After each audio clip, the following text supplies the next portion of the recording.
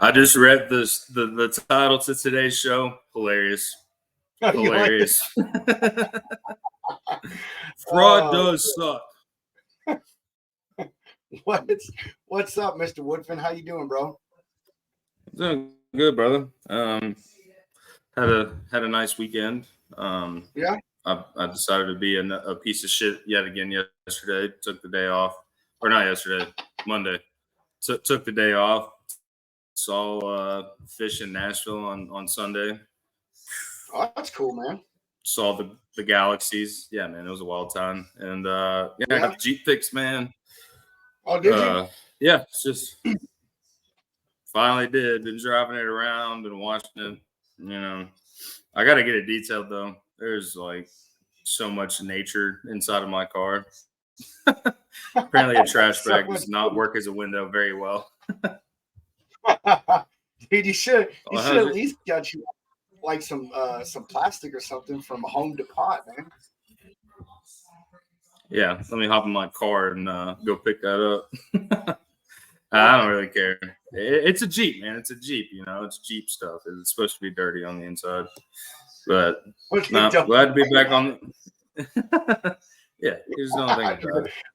But I did I got one of those touch screen radios in there, and I went to change the song and just messing with some things, and I looked at my finger and it was just completely black. It was dust and mechanic grease and man. Dude. Yeah, it's all right though. It's all right. But how you been, brother?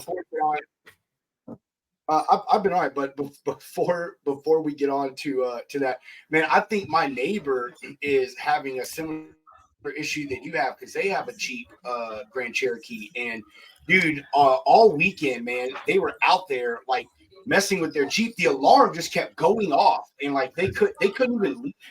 And it was, dude, was so tell crazy. them to call me. All they got to do, they got to pull the fuse from under the hood to disable the horn. That's the first thing. And if their anti-theft system is engaged, then the immobilizer will go into place, and they will have to get their key.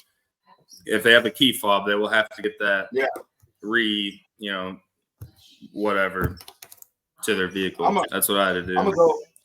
I'm gonna go there and talk to him and ask if they ever got it figured out, man. Because it was going off randomly all weekend, and I was fucking laughing. I was like, I wonder if they're having the same problem that Hunter was having. Well, their battery might just be low, but yeah, maybe that's true too. But anyway, man, I learned more about Jeeps in 2 weeks of just troubleshooting. I'll tell you that much. I bet you did, bro. I bet you did. So my day was all right, man. You know, nothing spectacular happened. My week has been okay. Had a couple of meetings with some prospects, and got some pokers further in the fire. So we'll see how that goes. I'm starting to stir the embers now. You know what I mean? And there you go. Weekend was pretty good, man. I just did my usual, man. Hung around the house, did some projects at the house, and that was about it, bro. Nothing spectacular on my front, man. So, with that short little snippet said, look at us both, bro. Both boring days in logistics. Like that's kind of a rarity. Nothing crazy to talk about. That rarely happens. I mean, the only crazy thing I have to talk about is the business I closed last week is coming out of Israel, and then what happens when I wake up Saturday morning? Find out that Israel just absolutely got devastated by some bombing. So that's neither here nor there. But come to find out, man, I think it's still going to come through. I've been raised to believe that Israel has one of the most badass militaries in the entire world. So I think they'll handle their own. But that's the way the world goes around, man. That's the way the world goes around. I agree, man. I think they'll take care of business too, man. But so to progress the show along, man, I stumbled upon something today that I think is pretty cool, even though it does lean a little to the dark side. It's just one of these things that interested me. Hey, it is spooky season. It's spooky season. It is spooky season. But hey, you don't hear a lot about this particular subject matter.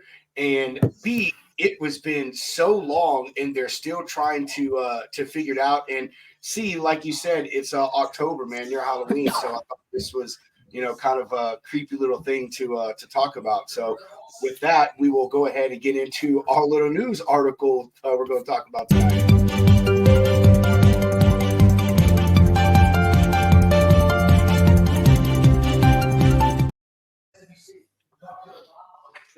All right, so up on deck tonight, we have an article from CDL Life, as you see.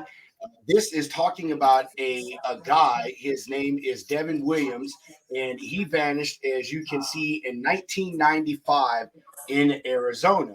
Now, there is a video attached to this article, and I will put the link to the article in the comment section everywhere it's posted tomorrow morning, so everyone can go and they can watch the video if they like.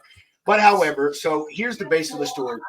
This guy, Devin Williams, in 1995, he's a reefer driver, picked up a load out of California. He was headed back towards the house in Kansas and stopped off in Kingman, Arizona. Apparently the guy couldn't sleep, was restless, got up, went to the truck stop, was walking around, talking to people, and then decided he was going to call his boss and tell his boss, hey, I'll have this load in Kansas City Monday morning. Don't worry about it. Now, obviously, that didn't raise any red flags back in 1995 because, there were no cell phones. Drivers usually called their people once a day to check in unless there was an issue. So, when the owner that we worked for got that call, he didn't think nothing of it. So that was Friday. Come Sunday is where the craziness started to happen. So Devin was, like I said, he was last seen in Kingman, Arizona on Friday. And then the next time he was seen was down in Tonto National Park, which, as you can see, here is Kingman, Arizona. Here is Tonto National Park. And I mapped this out to kind of show how far off route this guy had to go. This guy put a Tonto National Park. And you see right here, this is I-40, which if he was in Kingman, he would have taken I-40, gone over into Oklahoma, took 35 up, so forth, so on. So for some reason, he decided to drive 200 and something or 372 miles out of route to go down here to Tonto National Forest, which, there was nobody down there. There's obviously no truck stops down there. You can't see he was trying to stay, he was trying to see the forest. In the video, it even states that the roads going down there and that are there really aren't made for a truck. And back in 1995, people were quite surprised on how this gentleman made it into the Tonto National Forest. But to get back on track, on Sunday, he was spotted by several people. One couple, they had spotted him several times. He was driving his truck back and forth down the road in the national forest, just literally hauling ass. And one of the times we had saw them, he had actually came extremely close to having a head-on with the mother visitor that was there for another visitor that was there in the park. That same day on Sunday, there was a family that was out hiking, and they stumbled upon Devin in his truck in the middle of a field, stuck in the mud. Now, the father with this family, he had told his family to stay back when they came upon Devin, and he went up and tried talking to him.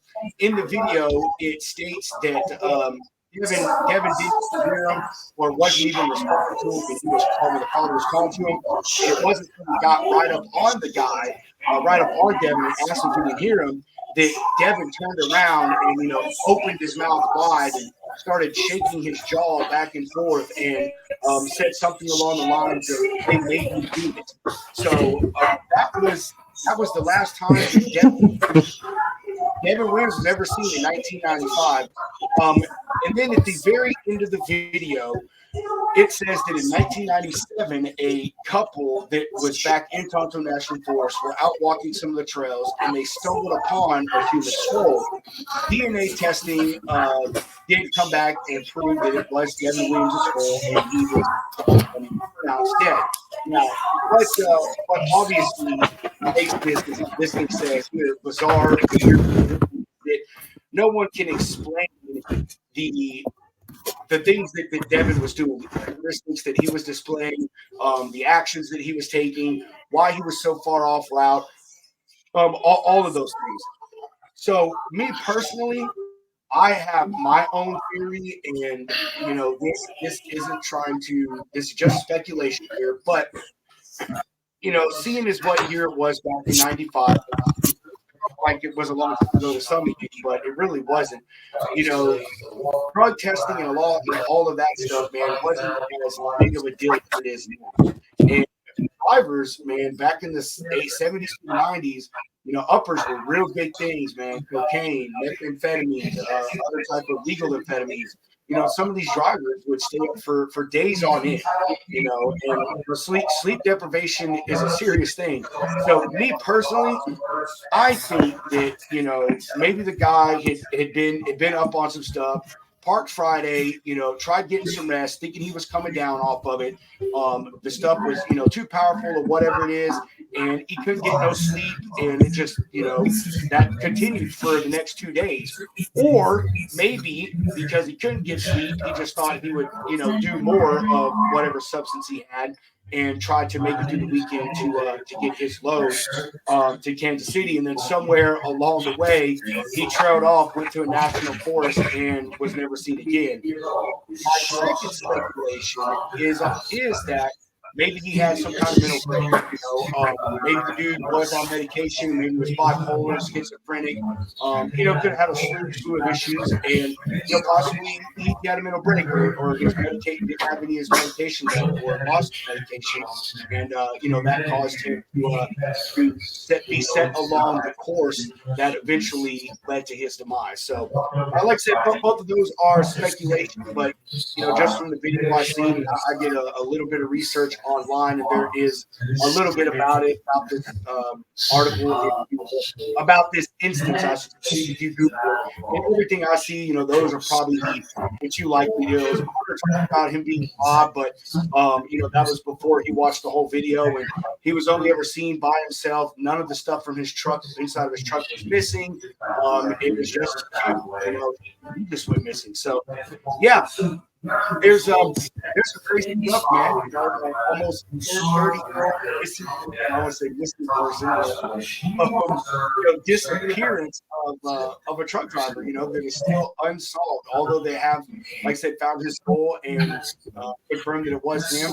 His disappearance is still a mystery. Nobody knows to this day what has happened to him. So, yeah, it's interesting stuff like this. The article was on CDL Life, and like I said, I'll post the article in the comments everywhere that so you can go and watch the video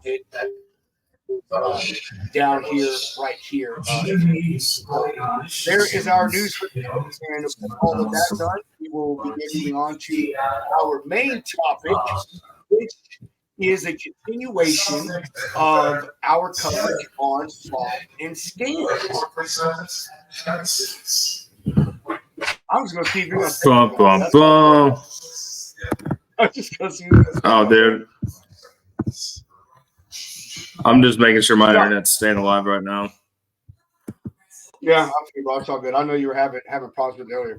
Well, we're going to get into our main subject matter tonight, which is, as the show title says, what sucks? Fraud fucking sucks. That's what.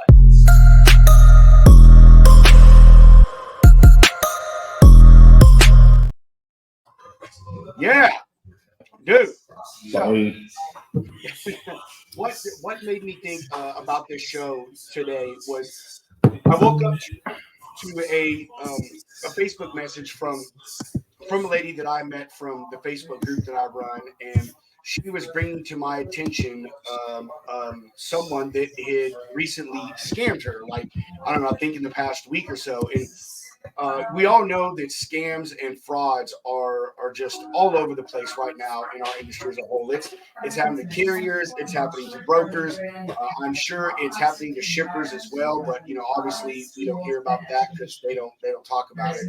And we've covered we've covered some of the fraud activities and scam efforts that these people are out there pulling to try to make money. That's what they're doing. They're trying to make money and not be held liable for the way that they make the money. And this particular one that we're about to talk about is one that I have not heard of. And so as soon as I read the message from her, I was like, man, I've got to make a show about this. Hunter and I've got to talk about this and bring this to light because, again, it's one that I haven't heard of. And I think the quicker we can get this out there, people can start realizing it because it really is. It's a serious issue, just like any other fraud in this industry. So with that said, what this is this lady is a broker. She owns a brokerage. And as of right now, it is just her and I think one other person. Like a lot of brokers, she wants to scale up her company, and her thought or her way that she wanted to go about that was to hire broker agents, which is, primarily what every broker who wants to scale up does. They hire broker agents, they pay them a commission. Those people basically, are free labor for the most part. You know what I'm saying? And so that's what she did. She did some advertising, on some Facebook groups and on LinkedIn and wherever else she did. And she got hooked up with the lady. And after they, had conversed and the person that I know felt it was a good move, we moved forward with this person and bring them on as a broker agent. So, excuse me. Now, there were some things that she told me about that were red flags that would have been immediate things that I would have stopped the process altogether, which I will get on in a minute. And even she says that looking back, she thought they were red flags, but they explained them away so easily, which is what scammers do. They have an explanation for everything, and it's an easy, logical, makes sense explanation. So what happened to me? That's when you bring in a friend, though. Bring in a second opinion. Yeah. Well, I don't know how long she's been in the industry, so I don't know if she really knew what to look for as far as the signs and the criteria, the experience. If you got a gut feeling on something, I'd ask somebody. Yeah, no, I'm with you, man. I'm with you. So what happened is after she'd hired this person, she got a call from some carriers about a week or so ago, asking her for money for loads that they ran and have not been paid for. And of course, she was like, I don't know what you're talking about. Like, I know nothing about these loads. I don't even know who that shipper is or that receiver is. None of that. And she asked them, obviously, hey, who did you book the load through? Can you send me a Raycon? So forth and so on. And they did. They told her who it was through. They sent her the Raycon, and it was from someone that she didn't know, someone named John. That was their name, John. And she's like, I don't employ no John. I don't know any John. And she's, of course, she immediately thought of her broker agent. Like, hey, maybe this person has someone that's working for them as an assistant named John. They booked this load. Let me figure out what's going on. Well, she, of course, called a broker agent, and her broker agent says, oh, I have no idea who that person is. I've never heard of them, so forth and so on. Well, she tries figuring out, lo and behold, here it is a week or 2 weeks later, and all the phone numbers that she was talking to these people through, the emails, all of them are shut off. And she is getting no reply, no responses through their social media, none of that stuff. So now here she is on the hook for thousands of dollars that need to be paid out to these carriers, and she doesn't have it. She has no idea where the loads came from. I said who the customer, any of this stuff. So she has no avenue, no approach, no trail, whatever you want to say, to and collect this money. Because I can promise you right now that the shippers probably already paid it out to the company or whatever it is. So, his point is I have yet to hear about this thing where someone literally gets hired on with you as a broker agent, takes all of your information that you're given as an employee, and uses that to commit fraud under your name and keep all of the money. And how they were able to circumvent her may sound hard, but dude, like it really is so easy. And once you have just the basic information about someone's company and their operation, you know, I mean, it's extremely easy to commit fraud. It's, you know, so yeah, that's that one. And I will tell you what the red flags were. That to me, again, immediately, I would have backed out. So the person that she was supposed to hire was a female, and then when she sent over the contracts and everything, when they came back, it was signed by a male. And she asked, "Who is this person?" And the female, who was actually supposed to be the one she was hiring, said, "Oh, that's my partner. All of everything is in his name, so he's the one that signed it." Which, first red flag: A, I'm hiring you. You have not told me anything about anybody else as far as a partner, any of that shit. B, what is in their names? Because you're operating under my authority, under my insurance, under my transportation management, all of my stuff. Like, I mean, you may have a business, but that business has nothing to do with my business unless I'm authorizing you to be a authorized agency. There's agent and being an authorized agency.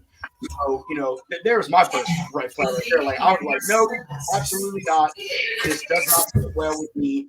We're not going to do it. And, you know, then in the end, the person that booked the load, again, their name was John, and that wasn't the name of the male that had signed the document that I was just talking about. So she started with one person, and in the end, there ended up being three people, three different names that were involved in this scam. And the only person that she ever knew of was the original lady, and her name was Adriana. But again, really, I have to say it, man, and it sucks to say, but this one is pretty fucking smart, bro. This one is pretty smart. I mean, it is. Think about it, man. It's Trojan horsing it, man. You know, Trojan horse. there's Kyle. I don't even know when Kyle said that. Oh, like 4 minutes ago. What's up, KG? So yeah, this is a really, really intelligent move, man. I hate to say it and hate to give a criminal a pat. I wouldn't say a pat on the back, but a high five. But man, infiltrating someone's company, gain access to information from the inside to commit fraud, like, dude, that's kind of fucking smart, man. It really is. That's advanced double brokering right there. AP double brokering. It is advanced broker. Kyle said, "Who's at the bar? Throw a shoe into and tell them to simmer down." You know, he's talking about you, Hunter. Hunter's at his mom's house, and it's always a party over there.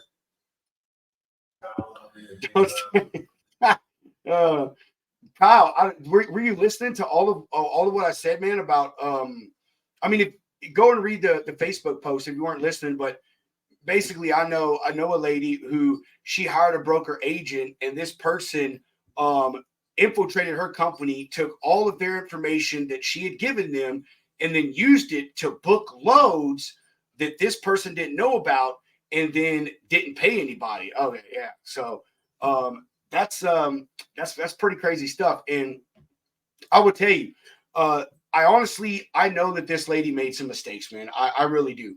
And obviously there's all of them are obvious ones, you know. The person that she sold this to was someone off of Facebook. Now, I'm not going to say that good business deals can't be made on Facebook. You know, I mean, I think that Facebook really has a bad reputation, you know, about just being only scammers and stuff. You know, me, fortunately, I've never had a bad experience on here, but I've never really done logistics business beyond hooking up with a carrier on here. You know what I mean? So But that to me was the first thing is, you found him on Facebook, and I think that they replied to her in like a very short amount of time when she posted wherever she had done it at about, hiring someone on. They replied almost immediately. So I know to most people you'd be like, oh, that's amazing. But I don't know. To me, it would be like, that is a little weird that I post that. You immediately, email me saying, oh, hey, I would want to be hired on as an agent, so forth and so on. So that's you're right, Kyle. You're right. She very much would have, man. But another thing, which this lady hasn't answered me yet, but I asked her, what kind of application process did she do? Was there a formal application? What all kind of information did you get?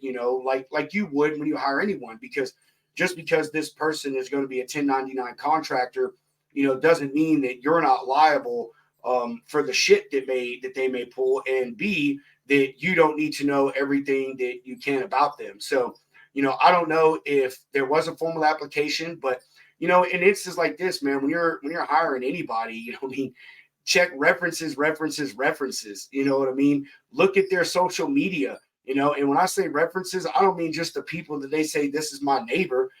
Call all of their previous employers, not just one, not just two. Like, dude, call the last 4 or 5 years. If they work for the same place for 4 or 5 years, call the one before that. See if they have anything.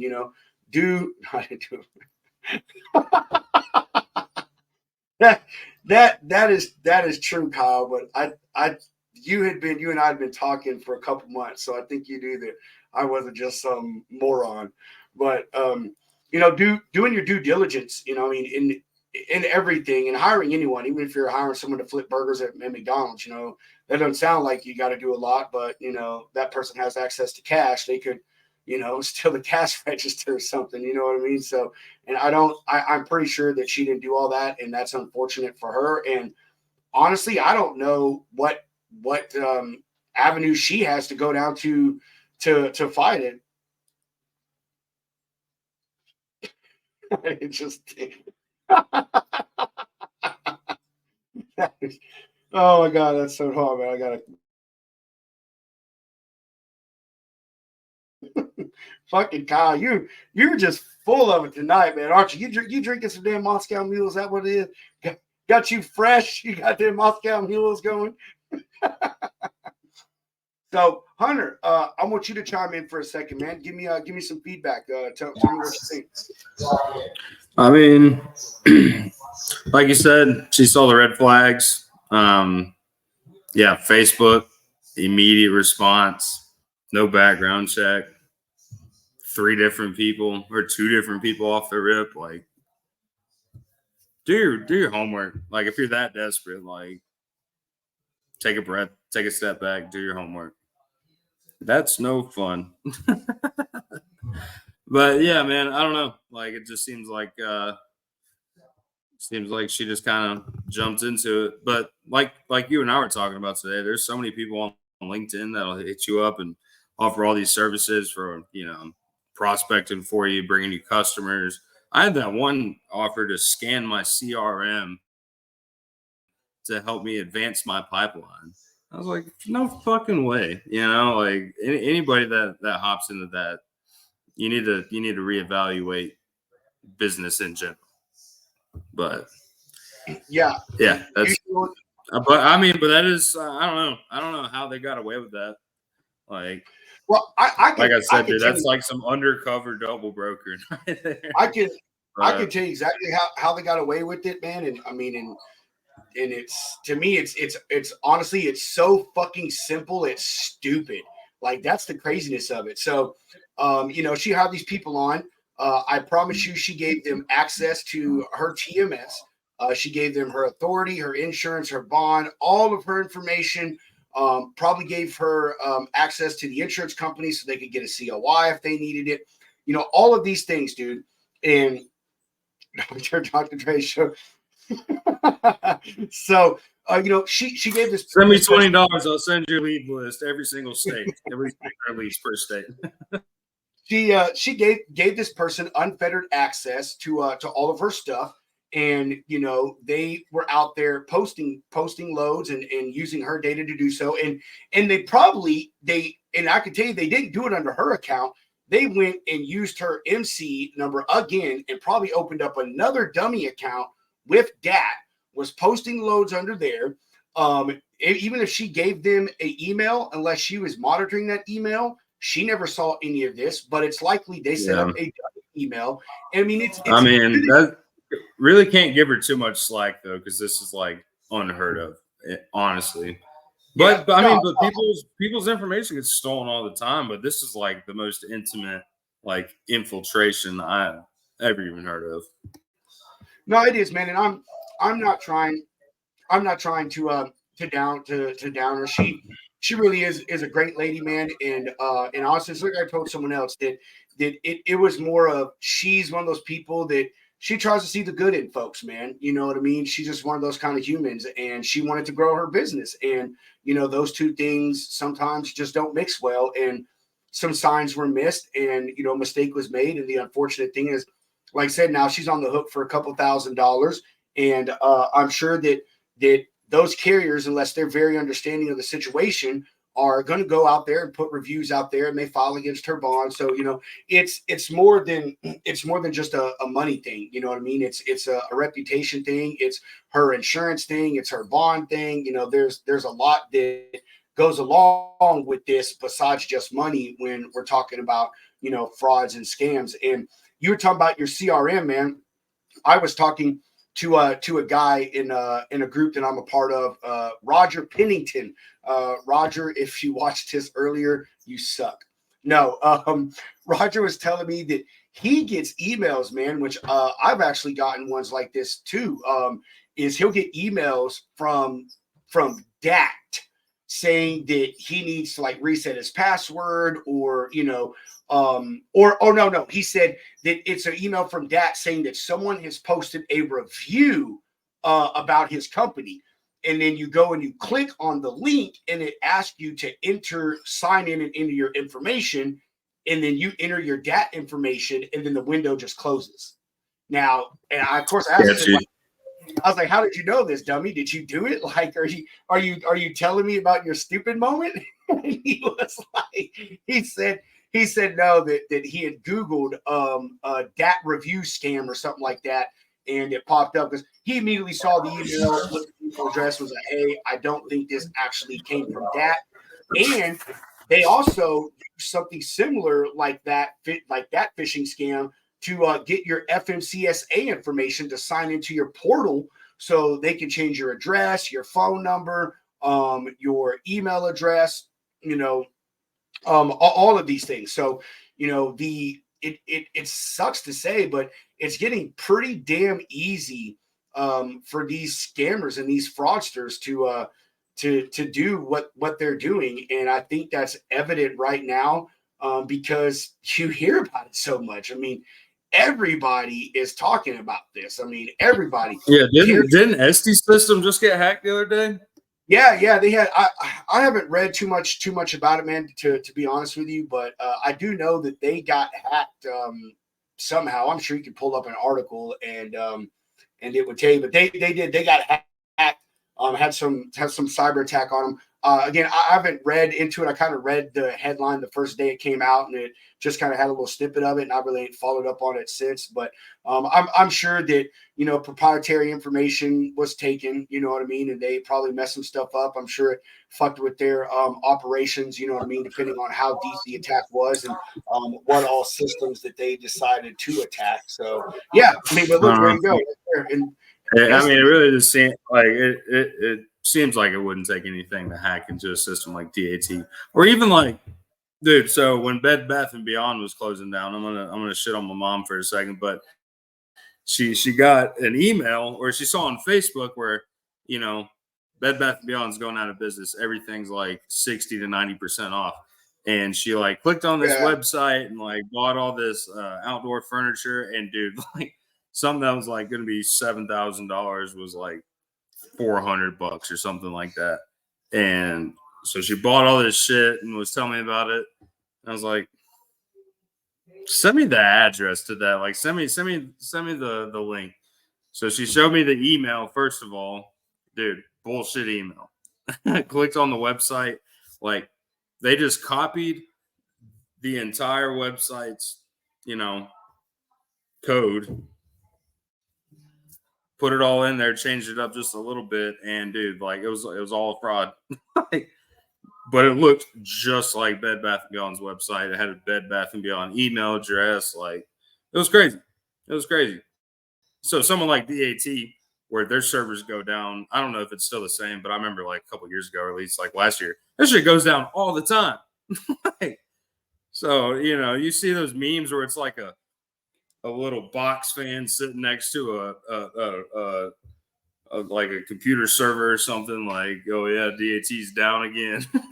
It's like, dude, it can't take much, but I do believe, like, the lady that we're talking about, I mean, the driver should be looking into shit like this, like the shippers should be, well, shippers obviously aren't going to do anything, but like, can the driver not provide any information in this? Like, because I that is fucked up that, like, if she has proof that she was scammed and the driver was scammed, like, I don't think either of them should be on the hook for that. The driver, the only thing they're on the hook for, you know what I mean, is because they're trying to get paid. Her, she's obviously on the hook for several things. It's like I said, her bond, her insurance could get canceled because there's fraud on her stuff, so forth, so on. But me, I'm just really not sure what recourse she has. She did tell me that she got in touch with FMCSA and some other people, and they told her what to do to like safeguard her stuff and everything. And then I think she said she was reaching out to the shipper to see what could be done, but I don't know if she'd gotten in touch with them. You know what I mean? I had said earlier they probably already paid it out, but all of this just happened over the course of a few weeks ago, and most shippers are on like a net 30. So it's likely that they haven't paid it out yet, and she could still recoup some of her money. Now, I don't know how the agent person got paid out. Maybe they set up a dummy factoring account or something. You know what I mean? I don't know how that happened, but as far as these carriers checking out, dude, I mean, I don't know what a carrier could have done to catch this. Her business is reputable. You know what I mean? It is an MC. Everything you would look up would pull her up. And if these people were easily able to explain away her concerns, then they would surely be able to easily explain away the concerns of a carrier. You know what I mean?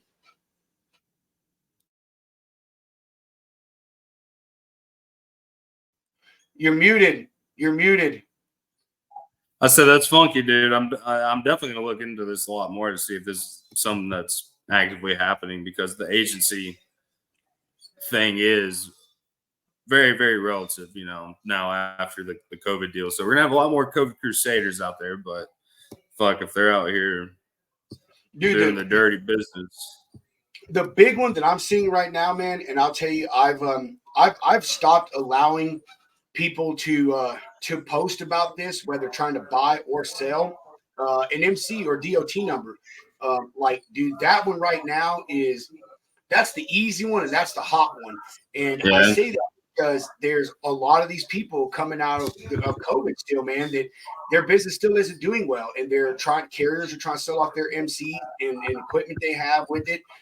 Brokers are trying to sell off their MCs and maybe the small book of business they have with that.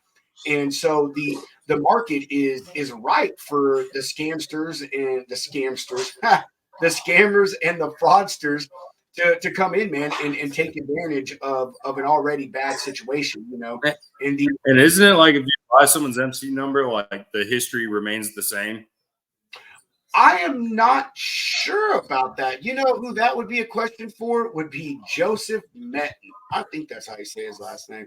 Joe, if I say your last name wrong, just virtually slap me and correct me. But Mr. DOT, we got to get him on here for the next one. Joe, I do. Joseph and I keep trying to get with each other. I'm going to bite the bullet and call and blow him up tomorrow and finally get him to set a date with us. And I need to get Rob Carpenter to reset. But either way, Joe, that should probably be a question that Joe could answer for us if you watched the video. Maybe he could comment later or let me know. If you sell an MC or DOT number, does the history of the DOT number stay the same, or does it reset once you change the name and stuff? But here's the thing, though, with it, though, Hunter, is when they're buying these MCs, they're going and they're committing fraud so fast that we're going to committing fraud so fast that people aren't able to catch it. You know, they're not changing the MC or any of the info. They're just using it, committing the fraud, and then boom, you know, that's just the end of it. So, yeah, there we go. You know, I just want to bring that to light. You know, new scam. If you're just tuning in, please go back and watch the beginning of the show and a quick synopsis, whatever.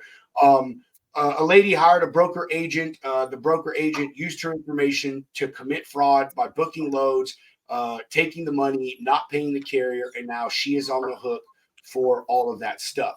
So, yeah, really, that's a new one that I haven't heard about, and we're going to keep following this and bringing up new fraud and scam alerts as they become noticed to us, or I should say, as they keep being brought forward to us. You know, we'll keep highlighting those things. So before we go, though, we need to give a shout out to our sponsor, AccuBid Pro. Their application is for all you lease and owner operators out there trying to figure out your cost per mile. If you are out there chasing the big number that you see and you're not chasing the little number, which is your cost per mile, you are doing shit wrong. And Jimmy Durden and AccuBid Pro, they're going to show you how you're doing that wrong. And their application is going to show you how to do it right so you can bid better and you can be more profitable in this business in these hard times. Don't be a victim of cheap freight anymore. Take back control. These are turbulent times for the transportation industry, with companies merging or even closing their doors. Whether you're going out on your own or leasing on with a new company, know your operating costs. Look out for you and bid better with AccuBid Pro. All right. AccuBid Pro information is at the bottom of the screen if you want to reach out, but you can simply just go and download their app from, like I said, the Apple Store or Google Play. And I believe they still have a 1 month free trial going on while they are advertising with the Logistics Lounge here. So hurry up, go download the app, get your free 1 month, check it out, and I promise you'll sign up for it for the rest of the time at your carrier. It's a really incredible thing. I checked it out myself. So, Hunter, do you have anything you want to close with, my brother, before we jump off here? Do your homework, and I'll see y'all tomorrow. That's right. Do your homework. Make sure that you're not going to be a victim to the plethora of fucking fraud and scam methods that are out there right now. So with that said, chunk the deuces, and we will see y'all here tomorrow night, 7:30 Central, 8:30 Eastern for another episode of the Logistics Lounge. And Hunter, take her home.